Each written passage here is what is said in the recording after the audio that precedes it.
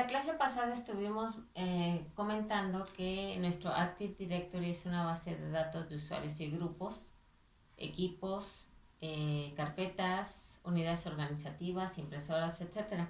En este caso vamos a empezar a hablar de los usuarios y de los grupos. Los usuarios como tal son todos las personas que van a tener acceso a la información que va a estar centralizada en el servidor.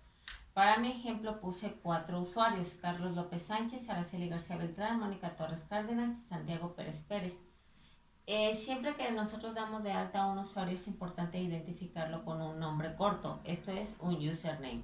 Aquí ustedes tienen que definir políticas para que todos los usuarios se rijan bajo las mismas políticas. En este caso mi política va a ser utilizar la primera inicial de su nombre con su primer apellido. Por consiguiente, mi usuario es E. López.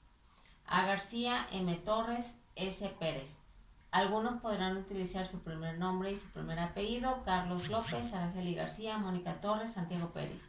Para algunos podrá ser la inicial de su primer nombre. ¿Y qué pasaría si yo le pusiera a un usuario solo las iniciales CLS?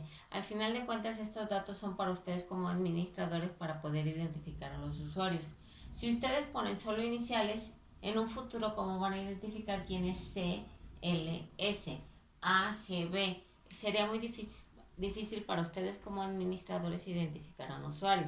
Entonces, ya sea que pongan su nombre y su primer apellido, Carlos López, Araceli García, Mónica Torres, Santiago Pérez, para que ustedes administradores lo puedan identificar. En mi ejemplo yo así lo dejé.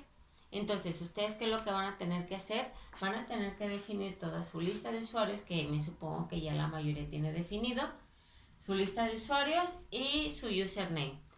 Ahí parte del documento me indican cuáles o qué reglas fueron las que siguieron para poder determinar su username. ¿A qué me refiero con esto? Si van a utilizar el nombre, el apellido y lo que les acabo de explicar. Asimismo, otra cosa que les pido son las políticas de contraseñas. Esas políticas pues regularmente son políticas que se definen para cuestiones de seguridad en mi red, que regularmente tienen que ser alfanuméricas, mínimo de ciertos números de caracteres, que contengan dígitos especiales o no contengan. Eso es lo que ustedes me van a definir.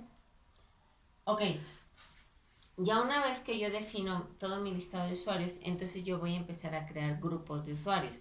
Recuerden que esos grupos de usuarios van a relacionarse de acuerdo regularmente a los departamentos de mi empresa. Para este ejemplo, yo generé un grupo que se llama ventas y otro grupo que se llama compras.